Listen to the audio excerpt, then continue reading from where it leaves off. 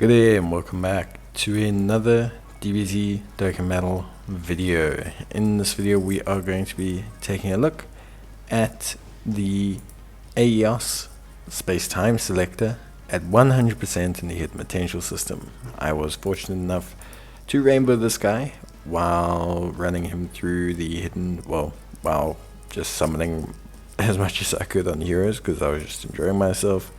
But yeah, basically, to cut a long story short, we're going to see how good he does at 100%. Now, attack stat wise, Aeos is nothing crazy. You're not really going to see 20 millions in that out of him. But where he does thrive as a unit is in what he brings to the team utility wise. And he actually is, I think, one of the better heroes units despite his attack stats being low. So he has attack and defense of 120%, an additional 120% defense when receiving an attack, an additional defense of 120% when there's a crossover category ally in the same turn, and then another additional 120% defense when receiving an attack, obviously provided that person's in rotation. So this is pretty important because you'll see him start turns with like 300k defense. That goes up double the moment he receives an attack. Which is super important. So that goes up quite a bit. On top of that as well, he gives all enemies minus 24% attack and defense. He has a medium chance of stunning all enemies at the start of turn. He has a high chance of evasion, 50%. He gets 10% additional evasion within the turn, and an additional 60% attack, up to 240% of each attack evaded. Now the attack stat is permanent, so you don't need him to evade 4 attacks every turn to get his attack stat, but his evasion will reset. So basically, he starts with 50% evasion. If he evades an attack, it goes up to 60. If he evades another attack, it goes up to 70, etc, etc. He gives all allies key +2, attack and defense of 40%, and an additional 1 key and 24% attack and defense for crossover category allies, which makes him a 64% crossover support. And he recovers 24% HP at the end of turn in which an attack was received. So pretty good. Telekinesis more than meets the eye, solid sport, core judgment, masters, magic, godly power, fierce battle are his link skills. Categories are crossover, Dragon Ball heroes, Vatara, Realm of the Gods, storied figures, time travelers. In terms of build, you would have seen mine. Evasion is the way to go here. Now he's not going to do heavy attack stats. He does raise attack and defense on his super, but raising attack and defense isn't huge. It's not like greatly raising or massively raising where the benefits outweigh the cons of getting an additional super.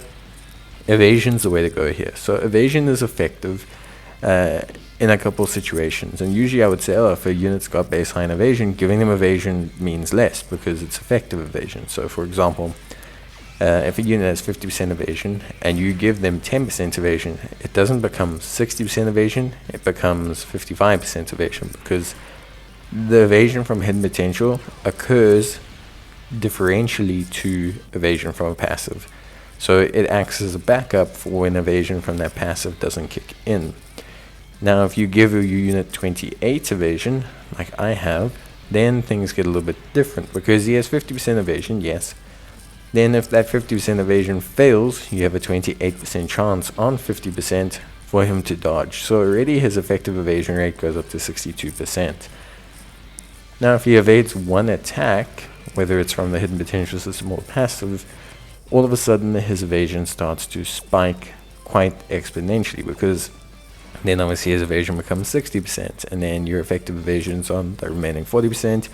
So that becomes an additional 10% effectively, making it 70%. Then the moment he evades again, it becomes 70%, but then you have 28% or 30%, so you end up having another 9%, which makes it 79%, and then as it goes.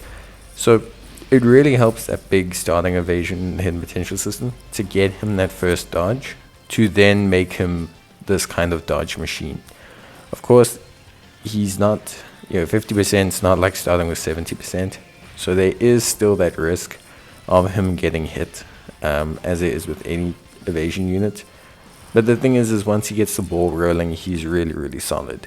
And his defense actually isn't too bad. So taking the occasional hit here or there doesn't destroy you because his defense is relatively solid, along with the fact that you recover 24% HP as well. so you end up, you know, managing to survive. Attack stat wise, nothing too crazy, honestly. He's never really going to get these crazy attack stats that you might see from someone else. A lot of the times, you know, he's hitting maybe 8-9 million, but yeah, the thing is, personally speaking, I think for me, yeah, that's not a concern. 64% support, 3 key support, 24% HP recovery, a great pseudo-evasive tank. You can run him as a floater, a second slot, a first slot. Really, really good. The only thing is I would say, obviously, for me, yeah, like, I think for me, personally, I would say Cold Judgment's probably a primary link that you want to get, because it does just help his overall defense quite a bit. Aside from that, a lot of his links are just difficult to get, and not something I would distinctively say you're going to need to focus on.